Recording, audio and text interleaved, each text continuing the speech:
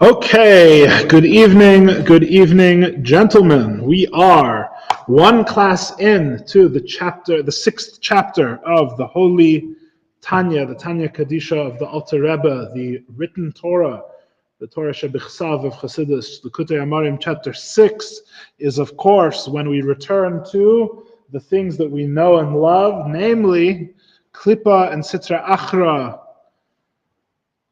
the world of the animal soul. The animal soul's structure, as we learned last week, the chapter begins with a very terse, a very short description of the animal soul structure. The animal soul structure is zelu umazeh. It mirrors the structure of the godly soul, just as the godly soul has an essence, and it has faculties, and it has garments. So too, the animal soul has an essence, faculties, and garments. The essence of the godly soul is the divine I am. It's God saying I am. It's an expression of God. The essence of the animal soul is something else saying I am. A worldly I am, a finite I am. An I am that's separate from God. And any I am other than God constitutes a separation from God, constitutes a denial of God, as we will discuss more tonight. Everything pretty much about the animal soul is the same as the godly soul, but it's an embodiment of the opposite principles. So whereas the godly soul's faculties exist to make a defined and limited existence of holiness, where it draws upon the essence of the godly soul and gives it definition and shape in the external world relative to other things, as we explained in chapter 3. So to the animal soul also has the same koiches. It has 10 faculties, 10 koiches, 3 intellectual, 7 emotive. And this is how the animal soul relates externally. The only difference is that these embody not the divine principle, the divine I am, they divine the animal I am. They constitute a separate existence from God, an existence that is open, as we discussed last week, is open to attaching deeply to things other than God. And then in the levushim, in the garments, just as the garments of the godly soul allow it to attach itself, right, and express its inner love and fear of God, so to the animal soul allows it to express itself, attach itself to unholy things, non-godly things, and express itself, allow it to express its love and fear and natural affinities for its midos, its contours, its measure, relative to other things other than godliness. And we finished saying last week that these levushim in thought, speech, and action are just as in the godly soul, Torah and mitzvahs, even though they're more external, they actually end up being a higher thing than the love and fear of the soul itself. We said, so to an animal soul, even though the expression, the levushim, thought, speech, and action are external to the soul, they actually can bring the soul lower than the soul would ever be on its own. We also explained that the primary difference between the way the Alter Rebbe describes the godly soul and the way he describes the animal soul is that the animal soul's emotions are not todas Chabad. The animal soul's emotions are not literally deriving from intellect. The godly soul, everything comes through intellect, right? In an actual way. If there's no hisbonenus, if there's no contemplation, there's no emotion for the godly soul. And that's not just because it has the animal soul in its way, holding it down. Even if there was no animal soul, even for tzaddikim, right? The connection to God, the emotional relationship with God and the godly soul always comes through the intellect, because the intellect has that sense of bittul, and that's really the nature of the godly soul. The nature of the godly soul is to have that form of bittul, all of which we'll explain more. The animal soul, on the other hand, its emotions are free, so to speak. We have the animal soul has emotions, so to speak, based on no contemplation necessary. It's fundamentally an emotive being. It fundamentally very easily gets excitable in its emotions. without having to work or contemplate something intellectually. However, those emotions are still affected by the intellect because, as we said, children get excited by childish things, or as my rabbi in yeshiva once said, children are excited by candy, and adults are excited by whatever candy is a euphemism for, right? Yes. In other words, the adults have their own form of candy, but the point is, what's the difference? The difference is in intellect. The adult, like we said last week, if you offer a child $5 million in their savings account or a lollipop, the second, right, they'll choose a lollipop if they're a young enough child, right? That is an intellectual issue. It's the adult that has a broader intellect, that his emotions grow up, they mature in kind. However, the animal soul is still primarily emotive. It just changes what emotions will appeal, right? So in other words, just because an adult is no longer as excited by a lollipop doesn't mean he's not excited by $5 million, right? Naturally, the intellect simply determines the level at which the excitation or the response takes place. It does not affect it does not make it so that emotions need contemplation in the animal soul. That's not how emotions work in the animal soul. In tonight's class has a single goal. We want to define and explain the term Sitra Achra, which is the Alter Rebbe's next topic here in Tanya, is going to define what we mean by Sitra Achra. In my opinion, this little shtickle of Tanya, this little piece of Tanya we're going to learn today, a few words, is really, in a sense, one of the most important and radical parts of the Alter Rebbe's vision. If we say that the first 12 chapters of Tanya are building up the Alter Rebbe's worldview from the ground up, I would argue that the most important aspect, one of the most important aspects, radical departures of the Alter Rebbe's worldview from the one we might assume, is found in these words we're going to learn tonight. It may not seem it on the surface, but this is Hasidic radicalism tonight, when we're going to learn, and it permeates the Alter Rebbe's entire view of everything. Everything, many things touch on what we are going to discuss tonight. And the truth is, we already mentioned it in chapter 1, just in a different way. And we said we'll learn more about this later. So now is the time when we're going to learn more about this. We are in chapter 6 of Tanya, of course, page 20. 4 lines down in the Hebrew, the end of the line, Vehein heim. In the English, it is these, quarter of the way down the first column in the English. It is these that constitute. In the Hebrew, we are 4 lines down on page 20, Vehein heim. Continuing in the holy tongue of the Alter Rebbe, and we'll get to what's so radical and what we're trying to capture in this part of Tanya. Here now, it's only, we're only going to do about 5 lines today or so, 5 or 6 lines. These 5 or 6 lines contain a very, very important nekuda. If you don't have these 5 or 6 lines, you can miss the whole point of many things in Chassidus. Okay. Says the Alter Rebbe, the Tanya Kadisha, the Alter Rebbe's holy tongue, writes, V'hein heim kol ha'maisim asher naisim tachas hashemesh. And these are all these, referring to the garments of the animal soul, page 20 in the Hebrew, 4 lines down. These are the garments of the animal, these garments of the animal soul, right, in which it is enclosed in impurity, right? In which the animal soul becomes entirely enclosed in impurity. These are all of the actions that are performed under the sun. It's the second page of the chapter. Okay. So where we are? I'll find it. Perek Vav, second page. Turn the page once from the beginning of Perek Vav. The beginning is here. Yeah, 4 lines down. End of the line. Okay. These are all of the actions that are performed tachas hashemesh, under the sun, immediately reminding you of the phrase nothing new under the sun. Very good, which comes from the book of Look at this. Ecclesiastes or Koheles.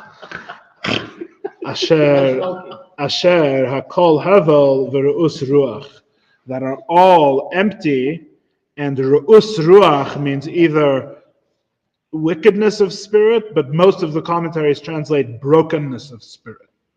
Brokenness of spirit. Right, re'us, broken. Brokenness of spirit. So this first statement of the Alter Rebbe is based on the verse in Koheles, in Ecclesiastes, Aleph Yud Aleph, Ecclesiastes 1:14. The book of Koheles is a very interesting book. Really, I would say it's one of the most overtly Hasidic books of the Tanakh, of the 24 books of the Jewish scripture. Koheles, or Ecclesiastes, as our local Israeli pronounced so beautifully for us. Koheles is a very interesting book. It's a very unusual book. You know, there's some things in the study of Torah which we read now and maybe have trouble appreciating as much as they were once appreciated. For example, the entire book of Leviticus about animal sacrifices in the temple, for example, right? Most of the book of Leviticus about the Avodah and the service in the temple is something that we read now and maybe have trouble appreciating in all of its details and all the details of the animal sacrifices and everything like that. Koheles is the opposite. I think that Koheles, or Ecclesiastes, when it was written by as tradition holds, by King Solomon, Koheles, son of David, right? When Koheles was written, I think that it was totally like something from another world, something totally radical, inscrutable, mysterious, not easily understood at the pshat level at all. And I think that over time, it's become one of the most easy to relate to books of the whole Tanakh. In other words, nowadays, a simple person reading a direct translation, even with no pirush, of Koheles, right, I think could relate to the general message. It's a very strange book. It's undermining of a lot of interpretations of all of Judaism, because all of Judaism is a meaning-based religion, which is about self-improvement, self-betterment, moral courses of action, having a just society, and all these things Judaism is meant to be about. And then Koheles shows up, and it like kicks over all of the blocks. The whole book of Koheles, just about, except for maybe one or two verses all the way at the end, the whole book of Koheles is about how everything has no purpose. Everything is meaningless. That's essentially the message of Koheles, except perhaps serving God, as it says at the end of Koheles, right? Although it's hard to understand what serving God would constitute, because most of what we think of as serving God has already been mentioned as something that's meaningless. So obviously there's some higher understanding, right, or lower understanding, or different understanding, or something about what Koheles means by serving God. That's a good thing to do, because most of the book is about how most aspects of the human endeavor and things that people do that they find meaningful are really not meaningful and are really empty.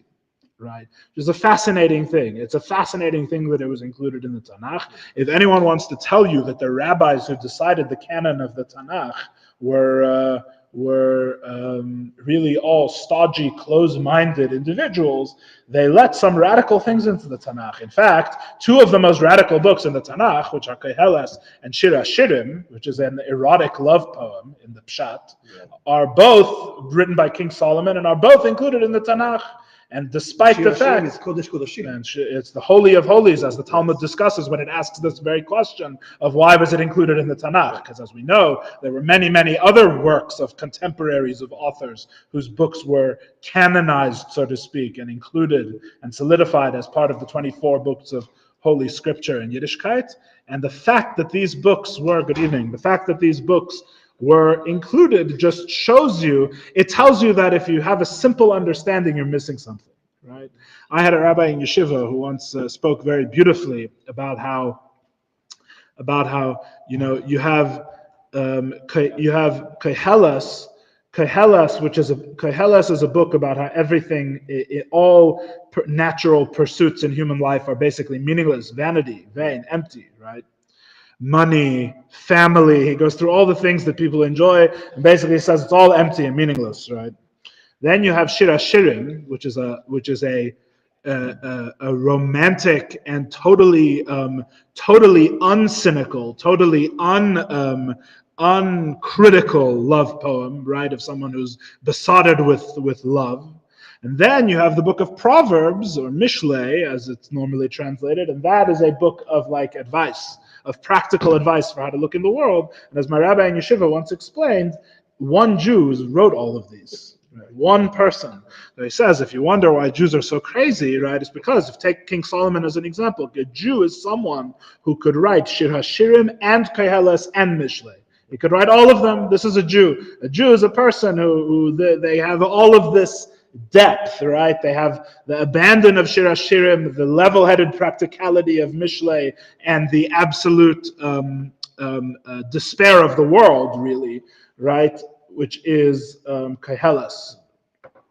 So here we have in Koheles, one of many psukim in Koheles, right? Where there's nothing new under the sun, which the context is really that, a day comes and a day passes and basically nothing ever changes, so why are you bothering? Is really that's really that's kind of the context. The original Groundhog Day, we'll have to have a different Chassidus class about Groundhog Day, a very Chassidic film, if there can be such a thing. So, in Koheles, it talks about Hakol Hevel V'Re'us Ruach. Everything is Hevel, which means humanly translated as vanity, emptiness, literally means breath, right? Everything is empty. And Re'us Ruach, which means brokenness of the spirit. The Metzudas David, in the Pshat, one of the most famous Pashtanim on the Nach, right? There's Rashi as well, of course, but a lot of people actually learn, like especially like with kids, they learn on Nach, they learn Metzudas David first, because in some ways the Metzudas David seems simpler and more direct, especially when Nach gets a little more, abstract, right? Rashi can be harder to appreciate because Rashi's whole derech is a whole other thing. In Pshat, the Metzudas David sometimes is more level-headed and more straightforward. Metzudas David says that the verse is actually referring to worldly possessions, right? Worldly possessions are empty. Why do they cause Re'us Ruach, brokenness of spirit? Because basically nobody, as the Gemara famously says, nobody ever gets everything that they want. In other words, the whole idea of I'm chasing after worldly possessions, so you'll die without having attained everything that you wanted, right? Which is why, of course, Pirkei Avos says the wealthy man is the one who's satisfied with his lot, right? What is as I saw someone put it cutely in bumper sticker form, what does the wealthiest man have? He has enough. That's what the wealthiest man possesses. He possesses enough. The Zohar says, as we are about to read, an entirely different interpretation in Al Derech HaSod, right? The Zohar speaking at a different register. It's not speaking in Pshat, it's speaking in esotericism. What does the Zohar say? Well, one second, before we get to the Zohar. Sorry, let's comment. I want to comment first. Sorry, before we get to the Zohar, v'hein heim kol ha'maisim asher naisim tachas hashemesh. These are all of the actions that are performed under the heavens. And remember, these refers to actions that are impure actions. In other words, as we're interpreting according to the Zohar already. We just haven't read the Zohar yet.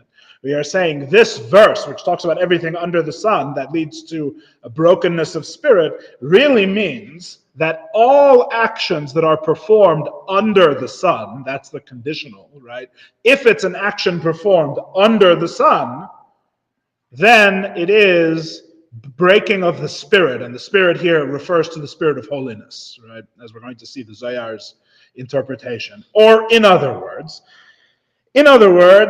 everything that a person does in this world, not just transgressions, not just things that are big no-nos, that are thou shalt nots, or failing to do a thou shalt, but everything that a person does in this world, even things that are neutral, so to speak, in fact, even things that are morally good, even things that are personally enriching, even things that are forms of wisdom and growing as a person, right?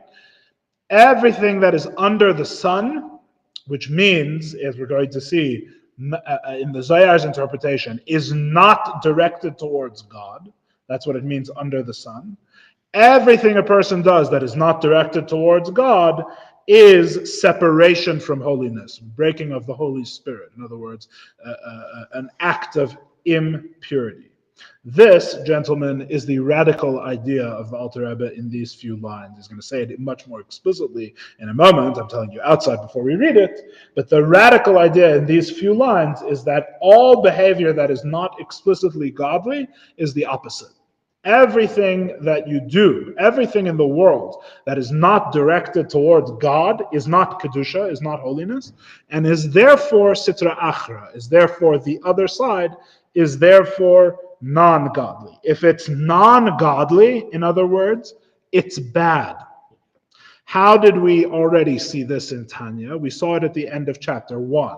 And here's where it becomes very important, because this is where, if you don't use your language correctly, people start having terrible misunderstandings of what the Alter Rebbe says. At the end of chapter 1, we spoke about how idolatrous non-Jews who are not part of the Chassidei U'Mizraelim, the righteous among the nations, all of their behaviors are bad, right? What did we mean by all of their behaviors are bad? We meant that all of their behaviors are existentially bad, not morally bad. If you're talking about existentially bad, it turns out that a lot of Jewish behaviors are also existentially bad. What do we mean by existentially bad, right? The animal soul, we're going to save this all in the Alter Rebbe's words in a few moments, but I already told you this in chapter 1. The animal soul says, I am. I am is a denial of God in Chassidus, right? Even if you say, I am a servant of God, ironically, under certain definitions, right? It's still a denial of God, right? As we're going to explain more momentarily. But this idea we explained in chapter 1. This is what we mean, that there is no good at all among the idolaters, which is really, in the Alter Rebbe's understanding of good and bad, is the same thing as saying there is no holiness among the idolaters, which is a different way of saying there is no bittul among the idolaters, which is obvious because idolatry is the textbook definition of the opposite of bittul. Right. Is the opposite of subjugation to a nullification to the one God. And especially when you understand the Alter Rebbe's understanding of God, which we touched on in chapter 1 discussing this topic, you realize just how many things that we consider normal in every day-to-day life that are a denial of God, right? And therefore bad, right? When we say bad, this therefore means you can be the nicest person in the world, the most impressive person in the world, the wealthiest person in the world, the most put together person in the world, right? The most spiritual person in the world. And you can still be 100% bad by the Tanya's definition of bad. Because by the Tanya definition of bad, anything, and obviously there's many levels. I'm saying the Tanya definition of bad in other words, for this night's class only. Elsewhere in Tanya, the Alter Rebbe makes much more distinctions about what's bad. Obviously, there's a difference between a person who's more spiritual and, so to speak, maybe there's obviously fine distinctions to be made here, etc., right? Between a good person and a bad person, so to speak. But if it's not holy, right? If it's not godly, then it's all, in a sense, in the same category. It's all to the side of non-holiness, right? Which is why, when we're talking about chapter 6, we say we are returning to the world of our experience, because the godly soul, which is only interested in holiness, right? When you really start to think about this definition, you realize that the godly soul is interested in not very much of what we do or experience naturally. Most of what we do and experience naturally is not about God. Certainly not in a pure sense. There's obviously many levels, right? Certainly not in the sense of true or pure holiness. And therefore, what is not holiness, all actions under the sun, right, are a brokenness of spirit, are a removal of the divine spirit. This is one of the radical ideas of the Tanya. Hopefully in a bit we're going to get into just how radical it is, but really, this is one of the places where it's the Alter Rebbe on one side and the whole world on the other side. Everyone else, it's very hard to buy into the Alter Rebbe's vision without buying into all of the Alter Rebbe's vision. In other words, to put it in a different way, it's very hard to have this definition of good and bad and be something other than Judaism, right? In other words, you go do some spiritual experience of spiritual growth and personal expansion and emotional healing and blah blah blah, all the different things you can do, which may all be good things in a moral sense, good things in a health sense, but they're not a good thing in the Alter Rebbe sense, right? They're all on the side of bad. So to do the good thing in the Alter Rebbe sense, it really is an exclusive club of the things that we spoke about already in chapters 3, 4, and 5. In other words, it's mostly Torah and mitzvahs land. That is good things. They're good not because of their moral content, which is to the Alter Rebbe more or less irrelevant in this discussion. They're good because they are expressions of God. All of this we're going to read in the Alter Rebbe's own words. Let's proceed. So what does the Zohar say? As is written in the Zohar, B'Shalach, in Parshas B'Shalach, Shehein Tviru Derucha Chulu. They are brokenness of the spirit, right? Meaning the spirit of godliness. Taviru, brokenness, Derucha. The full quote from the Zohar says that anything that we do that is not an act of worship of God breaks the spirit of godliness. Anything that we do that is not an act of worship of God or divine service is an act of breaking the spirit of Hashem. In other words, it's a binary switch. It's either on or it's off. It's either the worship of God or it is the removal, the separation from God. And I'd like to point out that you see the radicalism in the difference between the Zohar and the Metzudas David. Right. Remember, the Metzudas David said that the brokenness of spirit is the spirit of the person that will be broken in his pursuit of physical possessions. Right. In other words, at the pshat level, being bad is being more materialistic. Yeah. Being good is not to be pursuing worldly possessions because it's just going to break your heart. The Metzudas David would tell you in the name of Koheles, right? It's going to break your heart just to pursue physical possessions. It's an empty life. You need to fill your life with things of real value, which one would assume are good behavior, moral code, self-betterment, kindness unto others, right? All the things that we talk about in Jewish ethics, which are things that will not break your heart and in fact pay dividends in one world or the other and are not emptiness like the pursuing of physical things. That's my expanded version, more or less, of how a person would naturally read, I would say, the Metzudas David, right? Meaning possessions, materialism in the normal sense of the word, not the philosophical sense, right? Being materialistic is an empty pursuit, says the Metzudas David. The Zohar, and the Alter Rebbe is commenting on the Zohar, basically what the Alter Rebbe is saying is in the Zohar. The Zohar's view, Chassidus' view, right, is saying that being materialistic and being more spiritual and having good values are ultimately just different points on the same side of the spectrum. They're all on one side. The Zohar is saying emphatically not like the Metzudas David. In other words, the Zohar would say, you say hankering after possessions is bad, right? But I would say going to work every day and being responsible and being an upstanding member of society and earning the money and becoming rich so you can buy the possessions, which some people today argue is the greatest spiritual mila, right? The Zohar says is empty. That itself is just like hankering after the rawest possessions. It's being like a child that only appreciates a lollipop. Now, it's all on a spectrum, of course, right? Obviously, there's a difference. And the Alter Rebbe would agree there's a difference between being the person that robs the bonbon store versus the person that earns a lot of money so they can be an upstanding member of community and buy out the whole bonbon store. There's obviously a difference. But in one sense, in another sense, there is no difference. In another sense, it's all the same because it's not about God. It's about getting bonbons. And that's the real mistake. And if a person can separate from wanting bonbons and wanting a higher thing, right? I don't want bonbons, I want Israel bonds, right? Instead of from bonbons to Israel bonds. The growth from immaturity to maturity, right? The things, I want something really smart now, right?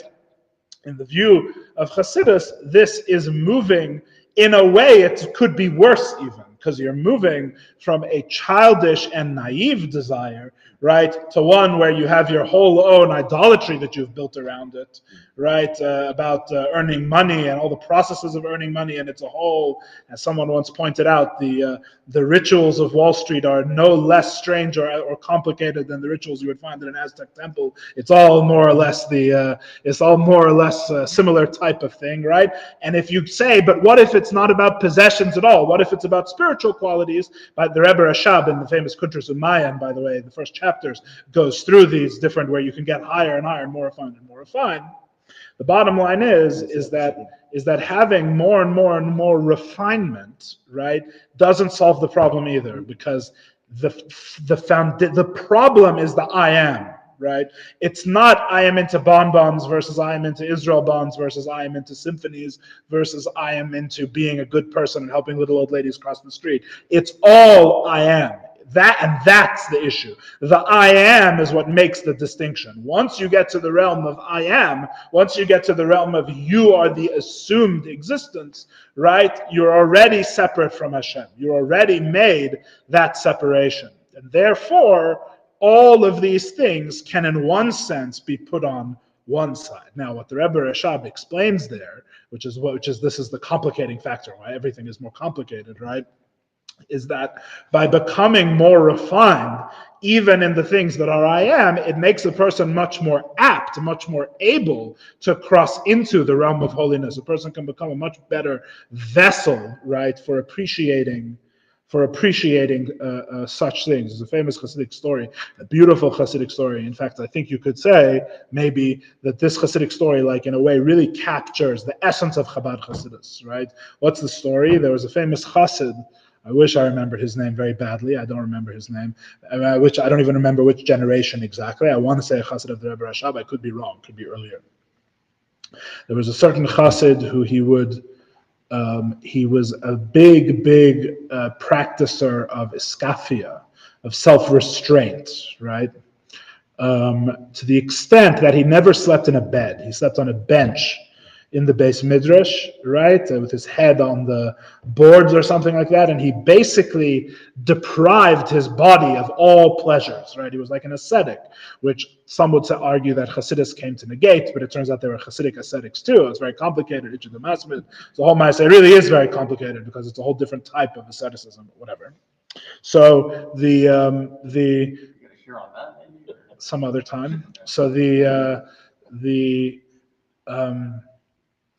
no problem. So the Chassid totally denied himself all worldly pleasures until one day, eventually, all of this punishment, so to speak, that he gave to his body, maybe not punishment, but deprivation, right, or neglect, eventually led him to become sick, and he was basically on his deathbed. He was in his last hours, right? And he said, what was all of my lying on the bench about if it prevented me from wrapping tefillin one more time? And he passed away. And the Hasidim were bragging about his last words, where he said, I just wish I could have lived to wrap tefillin one more time. And they said that if he hadn't broken his body for 30 years, he wouldn't have appreciated tefillin enough to say that. Right. So right. You get it? You get it? You get the idea? So in other words, just want to connect it back to the class. His refinement, right, is what allowed him to appreciate Kedusha, which was the point, which in Chassidus is the point of refinement. The point of refinement is never refinement for refinement's sake. In fact, as discussed in many sichas, I believe even of our Rebbe, certainly of the previous Rebbe, the whole idea of self-betterment, right, is really against the idea of Chassidus, because what does it help? That you have a bigger ich, right, a bigger self, a bigger zich, right? It's just a bigger piece of flesh that we have to get rid of to allow some holiness to shine in, right? So the whole point of refinement, why was this chassid lying on the bench, right? It was to better appreciate, as Tanya itself will discuss later, to better appreciate godliness, to better appreciate Kedusha, which we always understand is not the direct result of self-refinement. In other words, it's not like you refine, break yourself, and all of a sudden there's a breakthrough and you become something divine. It's that if a person is so distracted by pleasures of this world, they may not be able to tune into the totally other existence, which is Kedusha, the totally otherworldly, the totally transcendent thing, which is holiness. So this is part of what would be in that shir. This is part of the complication. Yes, please, sorry. So there's two things I want to say. Please. First of all, it deprives the notion of mitoch shel oleshma manishma. Yeah. Because when you get refined, I think you can easily. You're saying in the story? No. In the class, what you say. Yeah, explain more. Let me go first to the one. Okay. Is it fair to say that it's like the difference between nivreti לשמש את קוני and לא nivreti אלא לשמש את קוני? No, those are two different levels of bittul. I wouldn't say that's you're saying the difference between the Zohar and the Mitzvah David? No, the difference between what's wrong to do and what's right to do. In this context of the class. Maybe. That's a discussion of bittul generally, and this is all about bittul. So in that sense, yes.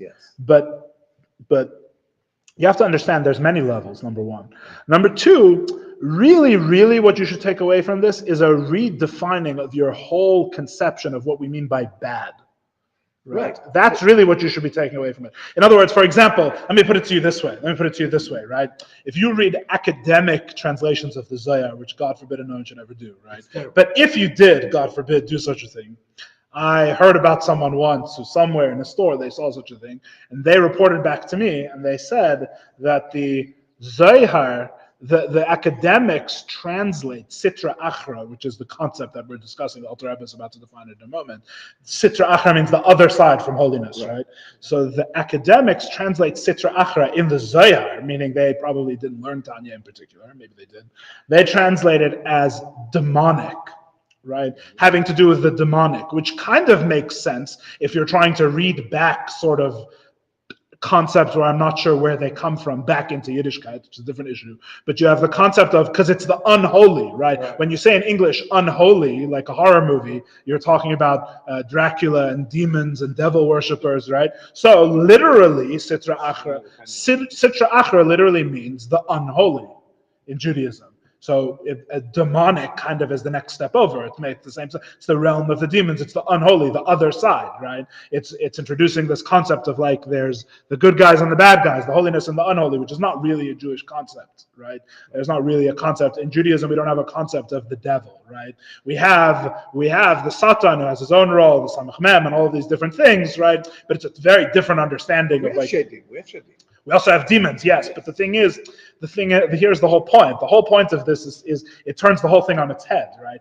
According to this, going to work and having a good job and not thinking about God all day is demonic. It's demonic. You're like a vampire. You worship the devil worshiper, right? They should burn you with John Lennon's albums, right? This is the work. This is demonic, right? A cheeseburger is demonic, as we're going to see.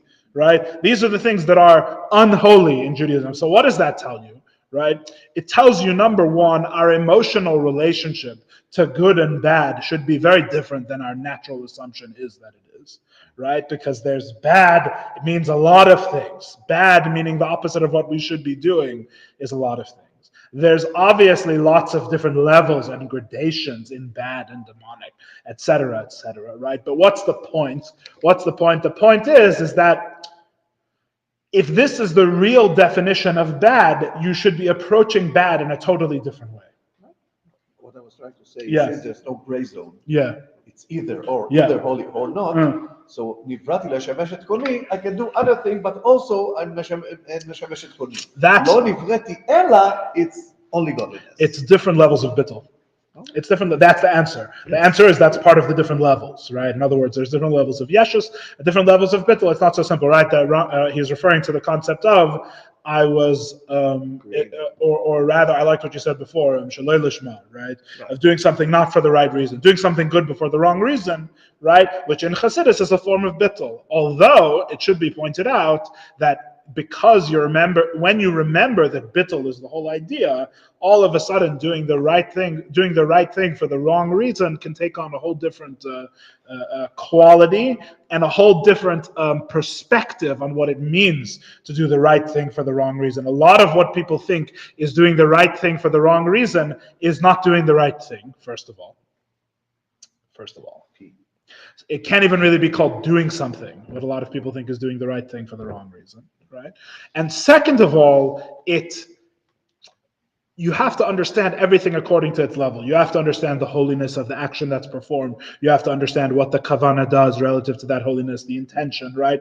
In other words, in this system, everything has its right place, but if you don't have this foundation, that there's holiness and godliness and everything else, you'll never be able, you have to make the right calculus anyway. In other words, when anyone asks, even someone who doesn't learn Chassidus, asks, why should I put on tefillin this morning? Am I ultimately putting on tefillin for the greatest and the best reason, right? And the answer, there's lots of different reasons to put on tefillin. You could do it because the Torah told you to. You could do it because your rabbi told you to. You could do it because the book says. You could do it because you're getting something in Gan Eden. You could do it because you're getting something in this world. You could do it because you're educating your kids. You could do it because you love Hashem. You could do it because you fear Hashem. There's many levels of love and many levels of fears. Now we go through all the loves. You have Avarabba, Avarabba, if you're a Tata, you're a Ilah, right? So everybody has to make this cheshbon if they really want to understand why they're putting on tefillin. What Chassidus introduces in this baseline, right, is a very important lens that totally changes the results of such cheshbonos in ways that we can't get into details right now, but it totally changes, as we're going to see, it totally changes the sum total picture of what comes out on the other end, right? It's like introducing a lens filter.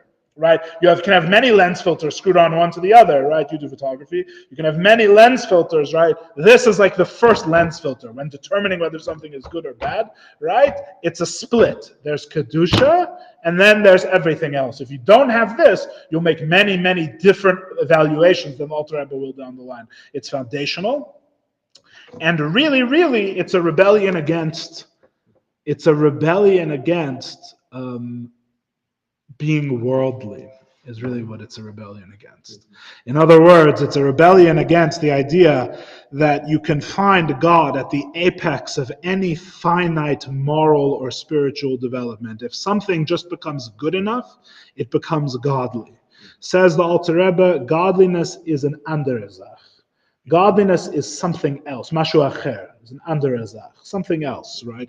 Godliness is something else. There's the Welt, there's the world, there's all the things in the world that say one way or another, I am, and then there's God. And God is none of those things. None of them, none of those things, no matter how good, how refined, how moral, how spiritual, how beautiful, how true any of those things become, still not God. God is Mashu acher. Right? Ironically, the Alter Rebbe would argue that it's only by understanding God as Mashu Acher that you can understand how Enod Milvad.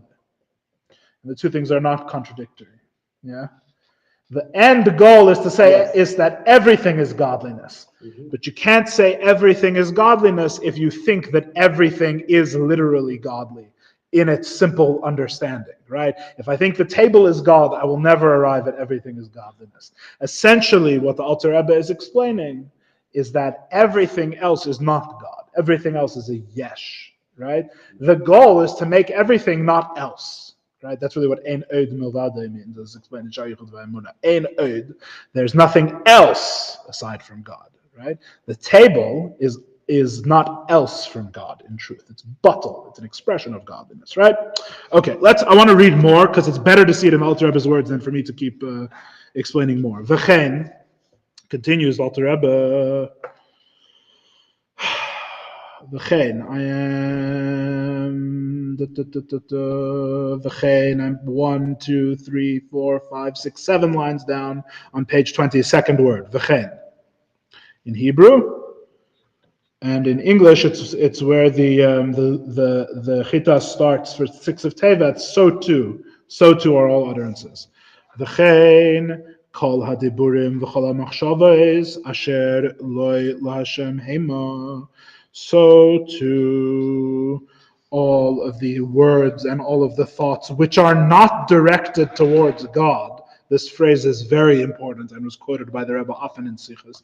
Lo laHashem hema, they are not for God, right? And for His will and for His service. In other words, the Alter Rebbe says not just the actions, but also the thought and the speech. What's the category? Asher lo laHashem hema. In other words, it doesn't have to be an avera, transgression. It doesn't have to be wicked. It doesn't have to be grub or coarse.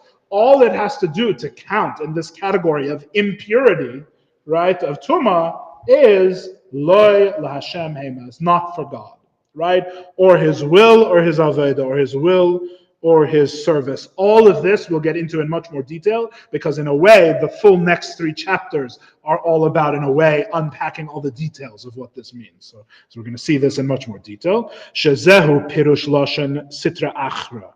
This is the meaning of the term sitra achra, which means literally the other side, or if you like, the demonic, right? If you're feeling academic. Pirush, tzad acher, another side, she'ena tzad hakadusha, that is not the side of holiness, right? The advantage of having the term Sitra Achra, if you remember from chapter 1, we called it Klippa and Sitra Achra, right? So we're going to get to Klippa soon, right? So why have both terms? Because anytime anyone writes a real Torah work that's precise in language, and the Alter Rebbe is incredibly precise in language, as the Rebbe many times said and demonstrated the precision of the Alter Rebbe's words, right? So why do we say Klippa and Sitra Achra? And the answer is, anytime you have 2 terms, right? There's something that one has that the other one doesn't have, right? They each are important, they each contribute, right, to understanding. So Sitra Achra is a very useful term. It has something that you can't say about Ra, which is evil, or Klippa, which is shell, or Tuma, which is impurity. Because all of those terms imply that you're pointing to something which is negative and something that is bad, right?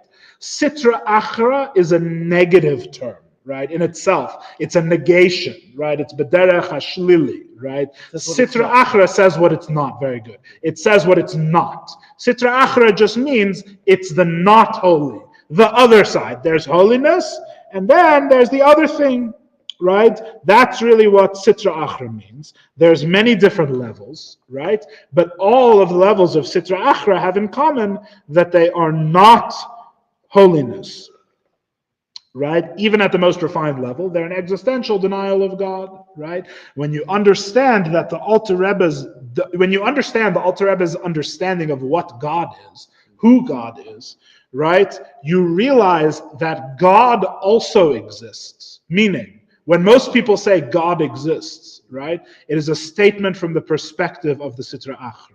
Why? Because saying God exists has an implicit part that's not said, which is that I exist, right, and God exists like I exist, right? So in other words, first of all, Ronnie will point out after many years in the class that it's not the same existence, which is very true. Very true. In fact, could you even really say that God exists, Ronnie?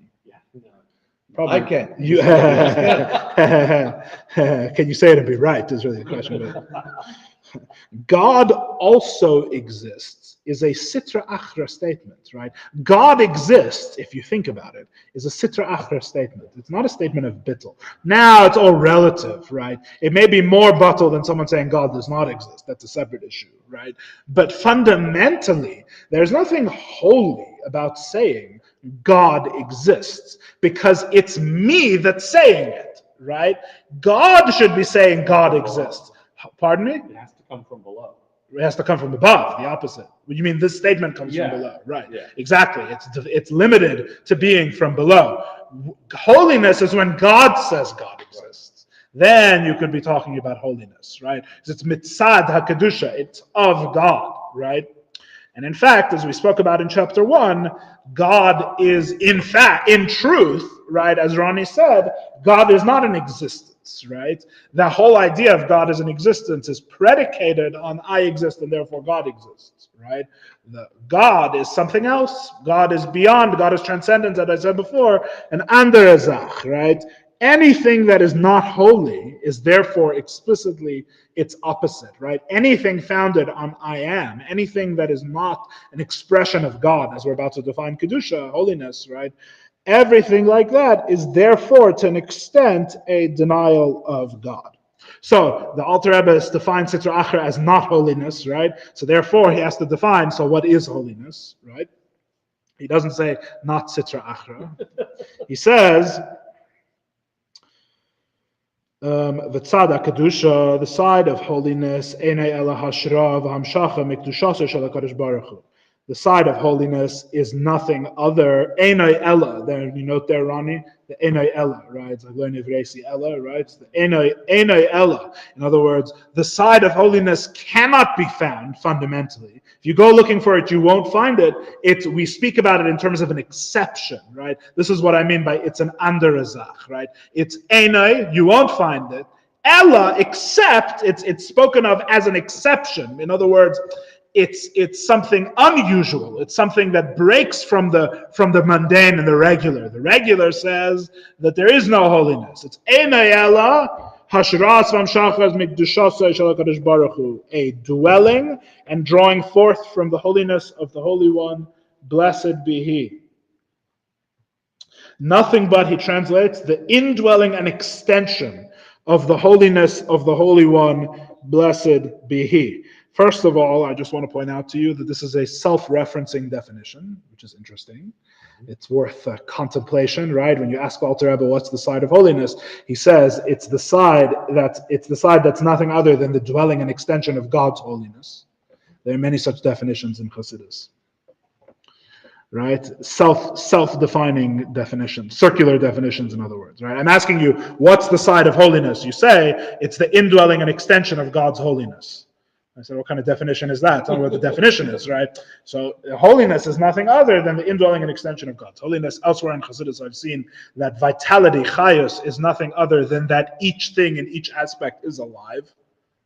Defining what liveliness is, right? So there's a depth here. There's not a simple thing, right? The emphasis here is that God has to be felt, right? God is present. It is basically, holiness means the presence of the holiness of God, or the apartness of God, the otherness of God, right? God is or a very simple way of putting it is, God is someone, right? In other words, someone out there. Holiness is the presence of that someone, that the presence of that someone should be felt. And now you understand why saying God exists is not the same as holiness. Because when I say God exists from my end, that is not the presence of the other person. The other person could be on the other side of the world. I may never have met him. I'm just acknowledging he exists, right? That's not the presence of the other person. When we say the presence of the other person, we mean something very real, like a reflection in a mirror. Right? Like the presence in a room. The person is here. That's holiness. Holiness is the indwelling and the extension of the presence of God.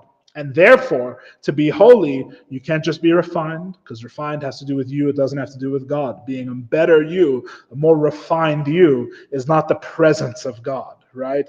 God is not another concept. God is not an idea. Ideas are not holy. Right? Ideas they just say what they say, right? Even the idea of God isn't the presence of God per se, because who says you've captured God in this thing? In fact, by all assumptions, we should assume God is uncapturable in an idea, right? So if it's not the presence of the actual God, right, all of the problems start because you don't think of God as a person. You have to understand what I mean by this. I've said this several times in the class, and it always upsets someone, right? You're not thinking of God as another self, right?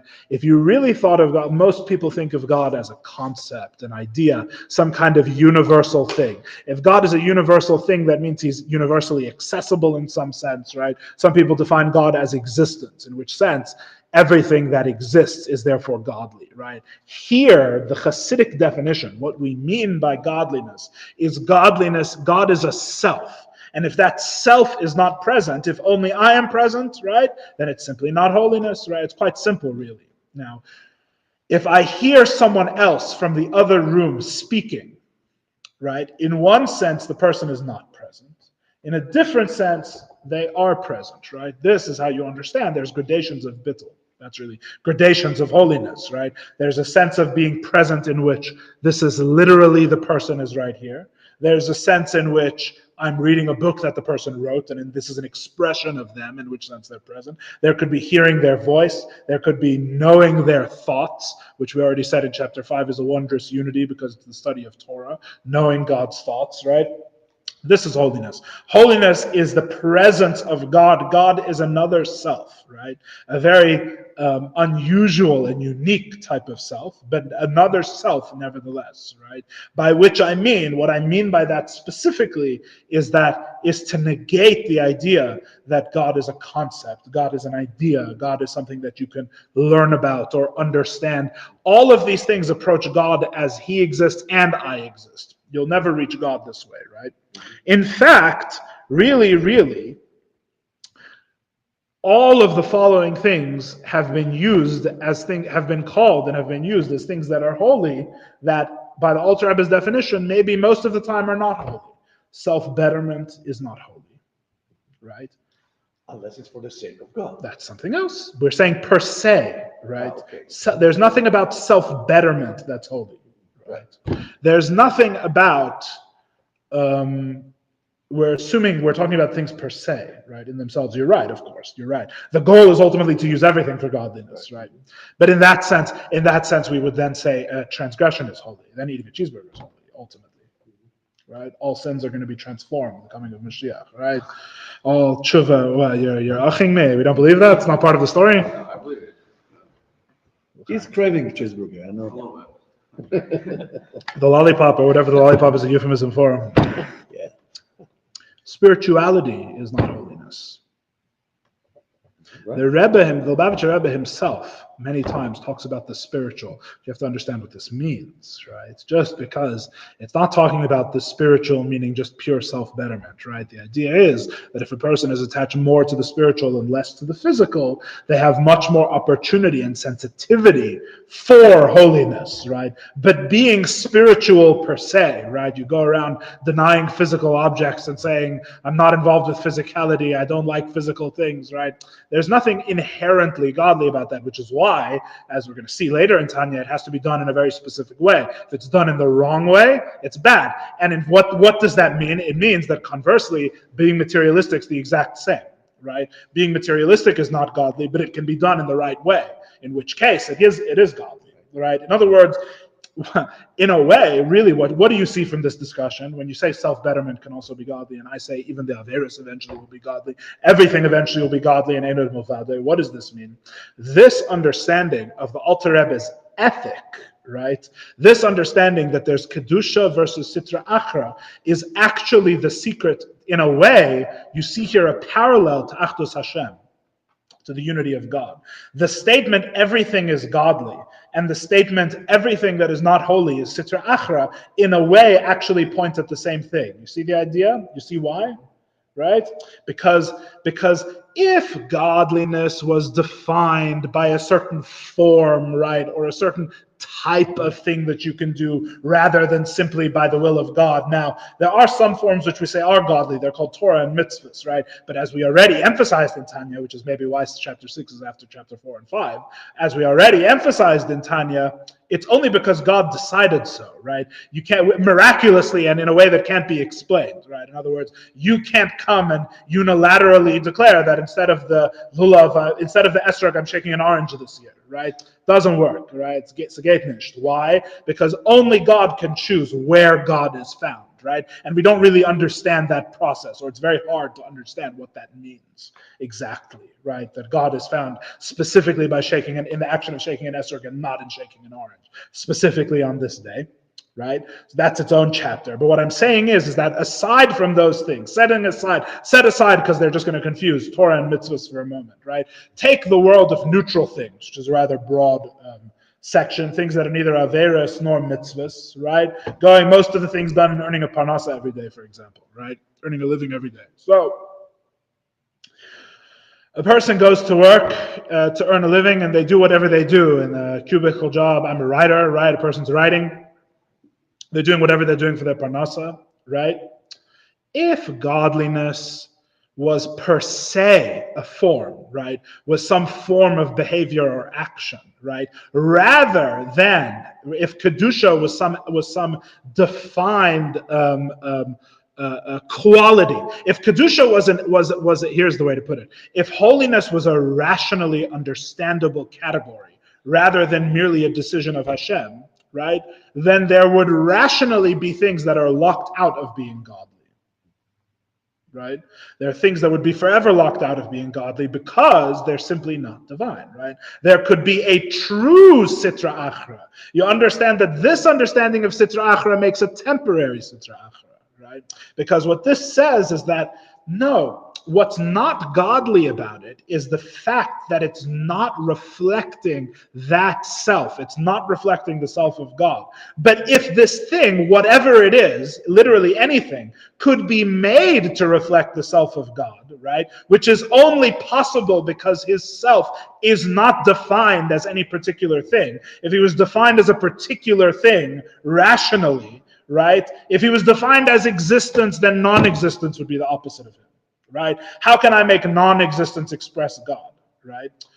For example, whatever we mean by non-existence. If God is defined as being unchanging, then change is not godly. Right? And our goal would be to get rid of change, for example. All the rational definitions of God say that this thing is defined as being not godly. The Alter Rebbe, by saying that the only things that are godly are whatever God chooses, which are the things that are bottled to him, the things that express him. And what is he? He's beyond definition, right?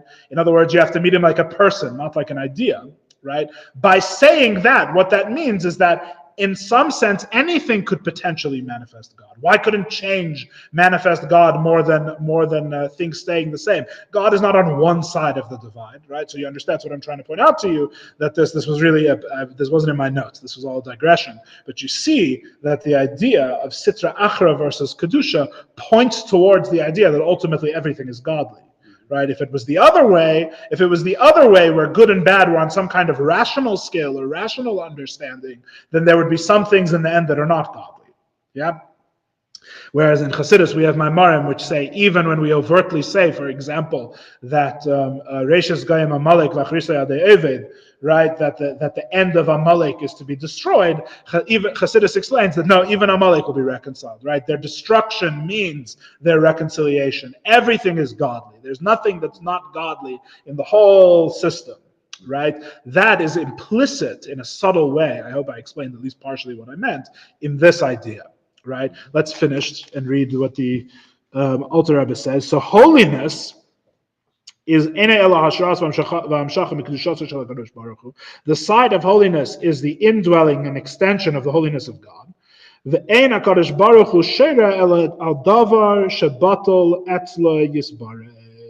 grand conclusion of today's discussion: God does not dwell except on something that is bottled to him, something that is nullified to him. We've already defined this term in this class previously, right? And we'll probably have much more to say about it as we go on. The basic definition of bittul in human affairs, anyway, which is what we're discussing. We're discussing thought, speech, and action, right? The basic idea of bittul in thought, speech, and action is that a person would not have any self-interest, right? They don't have an I am.